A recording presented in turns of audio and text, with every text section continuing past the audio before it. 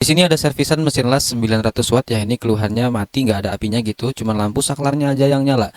Ini saya ukur di bagian plus dan min output ya, yang ke bagian kabel untuk ngelasnya itu juga nggak ada tegangan. Di sini seharusnya ada tegangan DC sekitar 60 volt ke atas ya, itu tergantung produsen, tapi umumnya biasanya 60 volt ke atas. Di sini kipas juga nggak nyala ya, jadi ini beneran mati total berarti jadinya. Kemudian seperti biasa, pas pertama kita buka, kita cek dulu secara fisik ya, apakah ada komponen yang pecah atau gosong-gosong. Tapi sejauh ini kita lihat dari luar gini nggak ada yang gosong ataupun pecah, jadi kita harus lebih detail lagi ngeceknya. Nanti kita bisa cek sambil kita ngukur-ngukur tegangan dan ngukur-ngukur yang lain ya. Tapi sebelum itu, berhubung ini mesin las kuotarnya luar biasa, ini saya bersihkan dulu ya, saya tiup-tiup pakai kompresor biar cepet. Kalau udah lebih bersihkan lebih enak gitu kerjanya ya, nggak kotor-kotor banget gitu, lebih kelihatan juga komponen-komponennya. Kemudian di sini saya coba bypass saklarnya ya, karena mesin las itu berat, jadi saklarnya sering bermasalah. Jadi di sini kabel yang AC dari PLN, kabel powernya langsung saya colokin ke power supply-nya ya. Jadi tanpa melewati saklarnya. Tujuannya biar tahu saklarnya rusak atau enggak gitu ya. Kemudian saya colokin ya. Ini saya coba colokin langsung gitu, apakah akan ada perubahan. Ternyata tidak ada.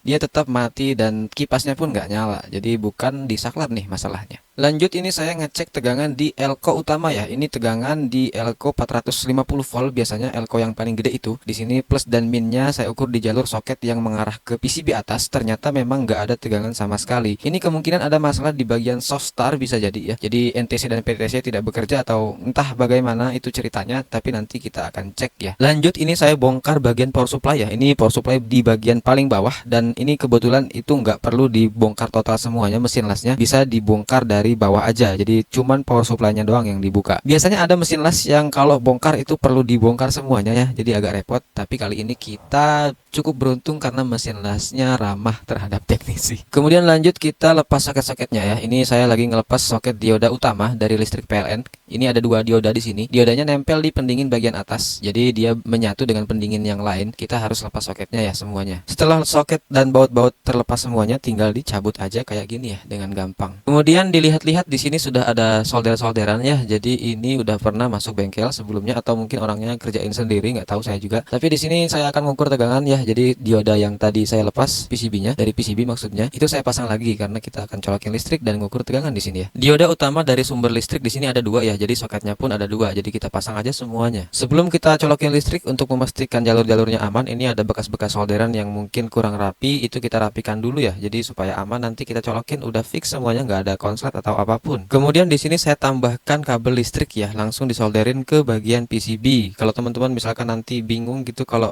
nyolder kemana nyoldernya, itu bisa dilihat bekasnya ya. Atau bisa juga teman-teman foto dulu sebelum teman-teman buka gitu. Kalau lupa nanti tinggal dilihat aja fotonya. Seperti itu. Saya juga kayak gitu soalnya, takut lupa. Soalnya kan kita juga manusia. Kemudian lanjut, ini saya ukur tegangan di bagian positif dan negatif elko utama yang paling gede di mesin las. Ukuran voltasenya biasanya 450 volt atau 400 volt. Umumnya sih 450 volt ya. Tester analog di skala 1000 volt DC ya. Kalau misalkan teman-teman pakai digital mungkin bakal lebih enak kalau pakai mode auto. Terserah lah. Kalau tester saya soalnya seleranya analog. Kemudian probe testernya kita tempelin dulu di positif dan negatif elko sebelum kita colokin. Jadi kita colokin sembari kita ukur langsung gitu supaya kita tahu tegangannya ada atau enggak. Tuh, jangan kita colokin baru kita ukur, itu kadang-kadang elkonya keburu meledak duluan gitu kalau misalkan tegangannya over. Kalau susah megang tester sambil nyolokin, bisa minta bantuan saudara atau siapa ya. Kayak di sini saya ada teman di bengkel, jadi saya minta tolong dia yang nyolokin gitu ya. Di sini tegangannya ada ya, masuk, tapi tegangannya terendah. Intinya ada tapi ya. Soalnya tadi kan pas kita pertama ngecek di awal di soket nggak ada sama sekali. Nah ini indikasi di depannya ada masalah. Bisa jadi ada konslet di depannya ya. Kemungkinan besar seperti itu. Kalau misalkan dia tanpa beban ada tegangan, biasanya bebannya itu sendiri yang konslet. Nah rendah pun di sini sebenarnya nggak apa-apa ya, karena dia ini NTC dan PTC bekerja. Artinya rangkaian soft start yang lagi kerja. Relaynya belum menjemper, jadi perlahan akan naik sendiri. Dan relay ini bekerja di tegangan 24 volt yang pertama harus nyala ya. Sedangkan rangkaiannya kan di atas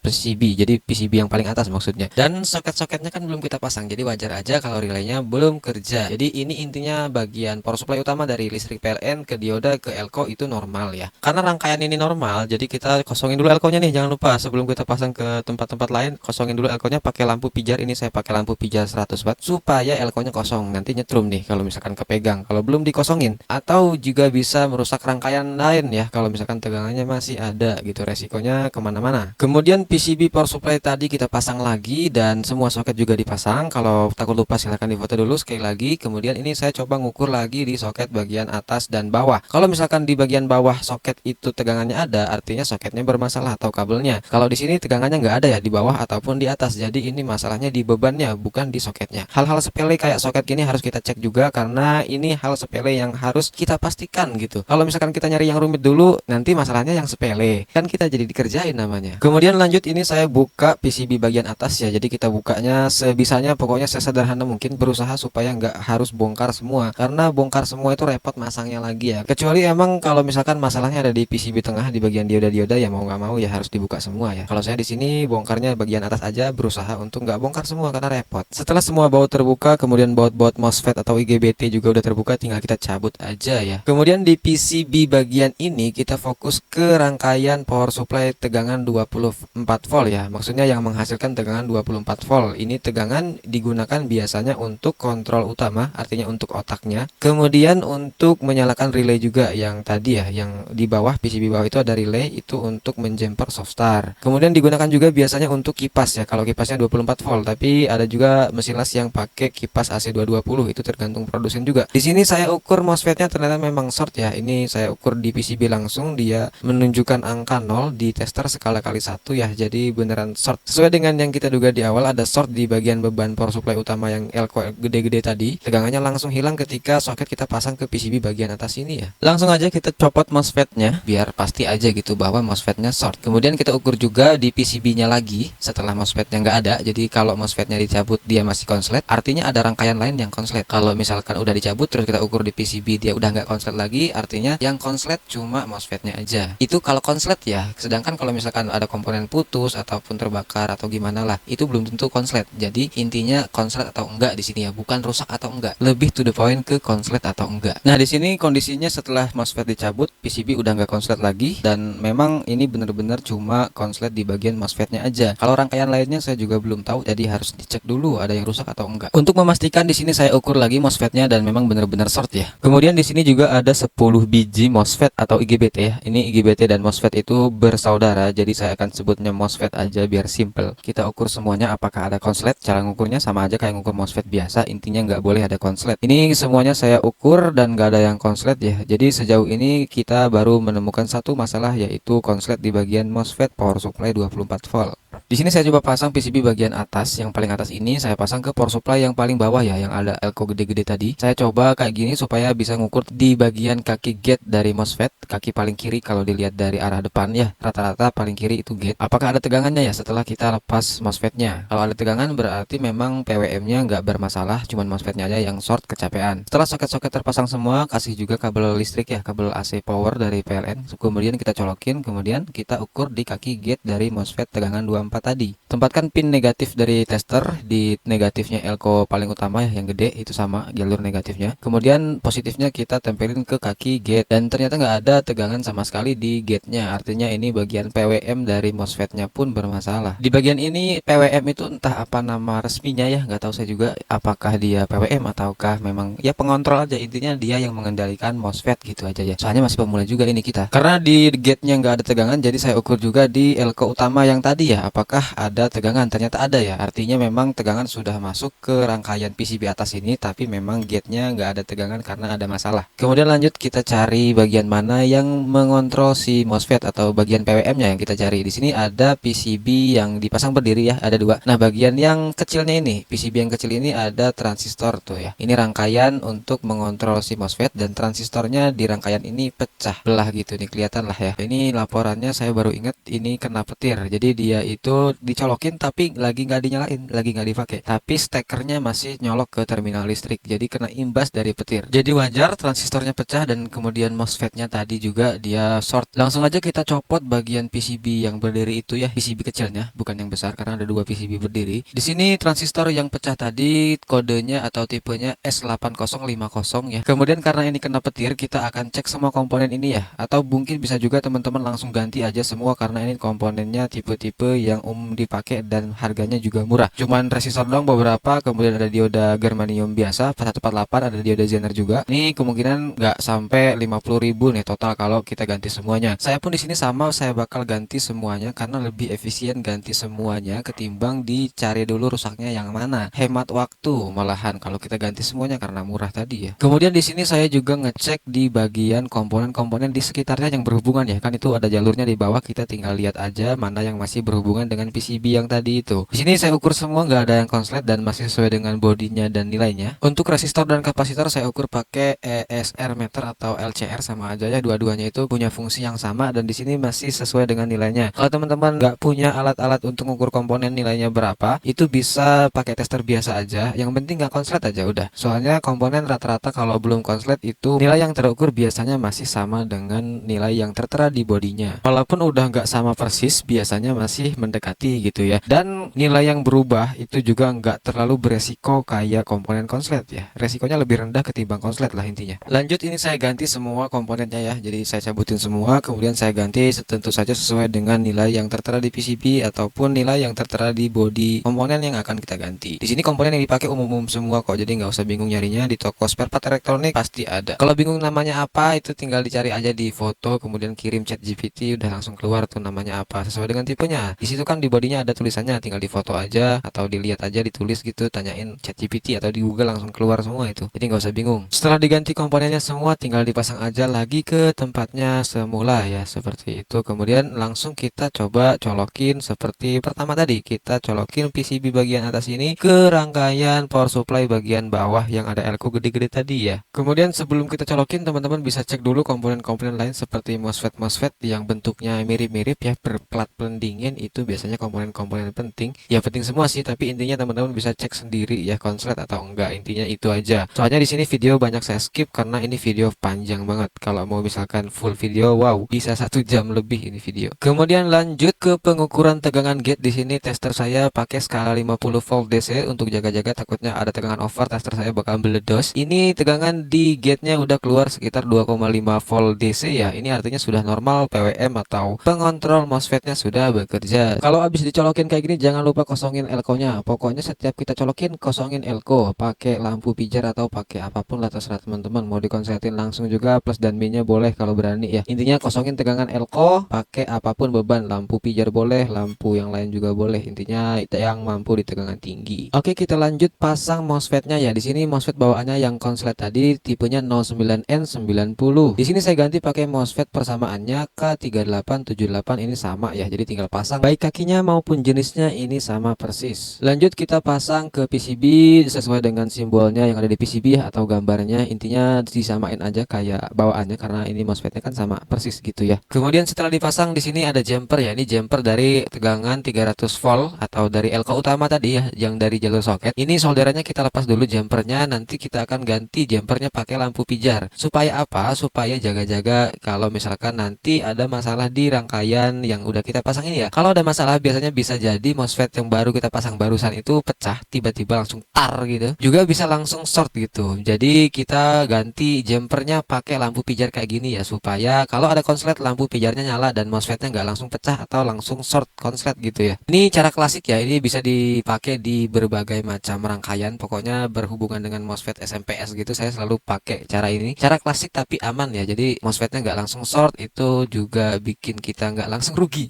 Lanjut kita colokin ya setelah lampu pijar terpasang. Di sini lampu pijar nggak nyala ya, jadi nggak ada konslet. Ini udah aman, berarti tegangannya tinggal kita pastikan ada atau enggaknya. Kemudian ini saya ukur di bagian output dari trafo switching yang di bagian dekat MOSFET tadi. Ini akan keluar tegangan 24 volt kalau normal. Tentu saja ngukurnya setelah melalui dioda ya, bukan di kaki trafo langsung. Kalau teman-teman perhatiin, ini ada pergerakan sedikit sekali, 0, sekian milimeter jalurnya bergerak. Wajar karena di sini ada lampu pijar yang kita pasang, makanya dia tegangannya nggak bergerak banyak gitu, nggak normal ya. Intinya ini lampu pijar untuk safety aja. Tapi ternyata setelah lampu pijarnya saya lepas pun, saya jumper langsung jumper yang tadi, ini tegangannya tetap nggak keluar. Ini ada masalah di bagian soft start sih kayaknya ini. Soalnya tegangannya nggak ada keluar sama sekali di sini. Harusnya ada 24 volt DC. Kemudian saya mundur lagi ke belakang di bagian PCB yang paling bawah tadi yang ada elko gede-gede itu. Di situ ada relay dan soft start. Jadi kita akan bermain di sana. Saya mulai dari ngukur tegangan PLN masuk masuk 220 volt. Kemudian saya ngukur di bagian elko lagi, ternyata tegangannya rendah, artinya ini softstarnya kerja tapi relay nggak kerja. Harusnya setelah softstar kerja, nggak lama kemudian relay kerja. Ini artinya rangkaian relay dipertanyakan, ini ada masalah apa di rangkaian relay. Kemudian ini ya yang saya maksud rangkaian relay, ini yang warna biru relay. Kemudian di sekelilingnya itu ada komponen untuk mengontrolnya. Termasuk juga di sini ada MOSFET yang sepertinya udah agak goyang-goyang ini ya. Dan emang kan tadi udah ada bekas solderan ya, jadi kemungkinan besar ini udah dioprek nih bagian ini. Kemudian di sini di bagian kaki MOSFET itu ternyata terlihat ada seperti sisa timah yang menempel ke kaki tengah ya. Jadi kaki ujung ada yang nempel ke kaki tengah. Jadi kita ukur dulu apakah dia benar-benar konslet. Di sini saya ukur pakai kali 1, apakah akan menunjukkan angka 0? Ya, betul sekali. Di sini menunjukkan angka 0 artinya si solderannya ini konslet. Dibolak-balik juga sama aja ya, dia menunjukkan angka 0. Langsung aja kita rapikan solderannya. Sedangkan untuk relaynya itu kan udah saya solder ya, ada bekasnya. Tadi di awal video sudah saya solder di bagian itu, tapi bagian yang MOSFET ini belum saya solder. Jadi kita rapiin dulu apakah shortnya langsung hilang. Kemudian kita ukur lagi, kemudian juga kita bolak-balik probe-nya apakah menunjukkan angka 0. Tidak ya, ini berjalan tapi nggak sampai 0. Kemudian kalau dibalik probe-nya malah nggak jalan sama sekali. Artinya memang solderannya itu yang konslet ya. Kemudian MOSFET-nya ini kan goyang-goyang ya. Di sini jalurnya udah agak ngangkat-ngangkat gitu. Jadi jalur-jalurnya di sekelilingnya saya kerik lagi, kemudian nanti akan disolder juga gitu ya, supaya area yang tersolder itu lebih luas. Oke, setelah itu langsung aja kita coba lagi ya, karena kita tadi udah ketemu short di bagian MOSFET control untuk relay. Kemudian kita tes lagi di sini seperti tadi ya, apakah sudah keluar tegangan 24 voltnya, dan ternyata di sini langsung keluar tegangannya ya, artinya MOSFET-nya sudah bekerja mengontrol relay gitu. Jadi softstarnya udah di jumper sama relay. Oke, sejauh ini sudah kita temukan semua masalah utamanya ya. Tegangan otaknya udah keluar 24 volt tadi, jadi kita akan rakit lagi mesin las ini ya. Kemudian di sini sebelum kita rakit mesin lasnya, ini saya cek dulu dioda di bagian PCB bawah ya. Jadi ini dioda yang mengarah ke colokan kabel las yang di depan itu, yang plus min itu. Nah, di sini juga harus nggak ada konslet. Ini saya ukur semuanya ada 10 biji kiri dan kanan ya. Ini nggak ada yang konslet sama sekali, jadi masih normal. Jadi langsung aja kita rakit lagi mesin lasnya. Disinilah pentingnya foto di awal tadi ya, atau video ya, yang saya bilang di awal tadi, maksudnya biar kita itu gampang ngerakitnya. Kalau misalkan takut lupa atau ragu-ragu, itu bisa lihat video atau foto di awal. Makanya lebih baik di foto atau di video aja. Walaupun misalkan udah biasa, tapi namanya manusia. Selesai dirakit, ini langsung saya colokin ke listrik ya. Kabel listriknya langsung ke power supply yang ada elko gede tadi. Jadi saklarnya nggak saya pasang, tapi di sini kipasnya sangat lambat seperti itu ya. Ini tandanya tegangan belum masuk 220. Ini relay belum kerja berarti ini. Ini kipasnya 220 volt ya setelah saya cek, jadi dia listrik AC langsung. Kipasnya tetap muter lambat karena di sana kan ada PTC dan NTC ya, itu rangkaian softstar. Jadi tegangannya ada tapi nggak 220 volt langsung gitu. Nanti tegangan 220 volt masuk itu ketika relay sudah menjumper. Dan di sini saya ukur coba di plus minnya yang menuju kabel untuk ngelas itu, apakah ada tegangan. Di sini saya ukur di skala 250 volt dan nggak ada tegangan sama sekali. Artinya ini relaynya belum kerja. Ada bongkar lagi deh. Ya, inilah suka dukanya ya, walaupun sudah berusaha teliti tapi masih kurang teliti, artinya ya kita ini masih banyak kekurangan. Oke, setelah saya buka lagi dengan agak bad mood, ini di sini saya ganti optocoupler 1 biji doang di sini ya, cuma ada 1 doang. Kemudian jalur-jalurnya saya cek lagi, nggak ada yang bermasalah, cuma agak ngangkat-ngangkat dikit, tinggal dikrik aja nanti disolder gitu ya. Kemudian dioda-dioda juga nggak ada yang masalah, kecuali 1 dioda deket MOSFET. Ada 1 dioda deket MOSFET, dioda Zener, voltasenya lupa saya juga berapa, tapi intinya di situ saya ganti dengan nilai yang sama. Sebenarnya di sini sama kayak PCB bagian kecil yang tadi di awal video itu, bisa teman-teman langsung ganti aja semuanya di sini komponennya, soalnya dia komponennya murah-murah ya. Ya, walaupun kadang-kadang ada orang yang lebih mengutamakan efisien duit ya, tapi kalau cuma sedikit sih kayaknya lebih baik kita keluar duit dikit terus efisien waktu sih. Kalau saya pribadi jujur nggak saya ganti semua ya, saya tetap melakukan pengukuran, yang rusak saya ganti, yang nggak rusak ya nggak saya ganti, seperti itu ya. Intinya komponen-komponen yang fatal kalau misalkan kita nggak ganti semua, itu saya ganti semua gitu ya. Contohnya kayak rangkaian pengontrol MOSFET di awal video tadi yang di PCB berdiri yang kecil itu kalau misalkan ada kesalahan sedikit saja resikonya tinggi biasanya. Bisa jadi MOSFET-nya langsung pecah. Jadi itu lebih baik diganti semua ketimbang kita ganti satu-satu tapi resikonya tinggi. Dan juga biasanya komen-komen di TikTok ada teman-teman kita yang masih belajar banget, belum bisa ngukur komponen dan lain sebagainya, itu bisa ganti aja langsung semua gitu ya. Saya saranin gitu aja maksudnya. Di sini masalahnya ada di bagian dioda Zener ini ya. Ini di dekat MOSFET. Jadi teman-teman gak usah bingung, di sini cuma ada 1 doang. Jadi yang ini doang gitu ya. Ini berapa volt saya lupa. Ini langsung saya saya ganti dengan nilai yang sama tentunya ya. Terus gimana Bang kalau misalkan kita nggak tahu lokasinya di mana, zenernya di mana, ditempatkan di mana, itu tinggal kita telusuri aja di sekitarnya ya guys ya. Jadi kuncinya cuma sabar dan teliti aja. Di sini aja saya masih salah nih tadi kan di awal.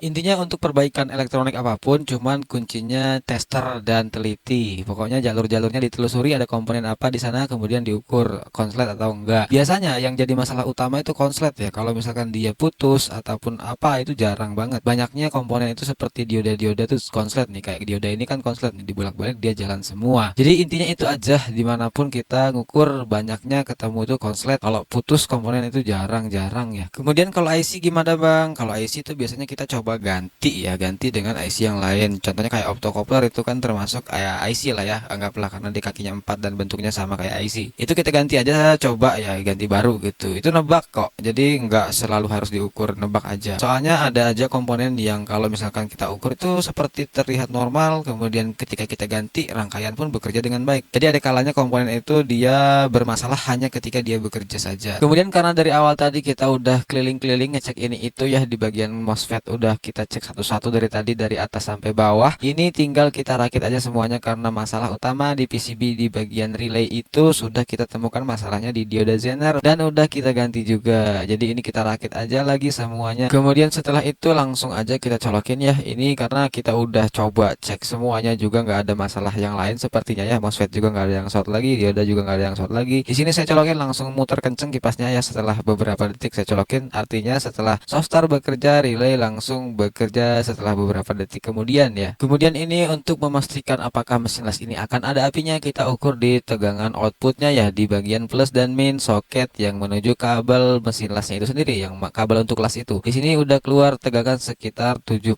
voltan ya, kurang lebih saya juga nggak perhatiin berapa pasnya banget. Intinya udah keluar tegangan di atas 50 volt, itu udah umum ya. Ini udah tinggal di tes aja. Kemudian setelah itu kita pasang semuanya sampai selesai, sampai pasang casing semuanya. Yang kotor-kotor kita bersihkan lagi, kabel-kabelnya kita pasangin kabel tis, semuanya dirapikin ya. Jadi kita rapikan serapi mungkin ya. Selesai beres-beres langsung kita tes ya. Di sini saya coba buat ngelas besi random aja apakah keluar api gitu ya. Di sini udah keluar api ya, tapi agak kecil dan nanti tinggal kita gedein aja kalau kurang gede. Soalnya kan besar kecilnya ampere di potensio itu tergantung tebelnya besi segimana gitu ya. Tapi intinya di sini sudah keluar api, artinya mesin lasnya sudah bekerja dengan baik. Kemudian untuk kerusakan mesin las atau apapun itu ya nggak bisa dipastikan. Biasanya teman-teman komen di TikTok tuh, Bang ini saya rusak gini, itu penyebabnya apa ya? Nah itu sebenarnya jawabannya nggak ada yang pasti ya, jadi harus dicek dulu seperti itu. Walaupun udah sering ngerjain barang yang sama, tapi setiap barang itu walaupun sama persis rusaknya beda ya. Walaupun sama-sama mati, itu poin atau komponennya yang diganti itu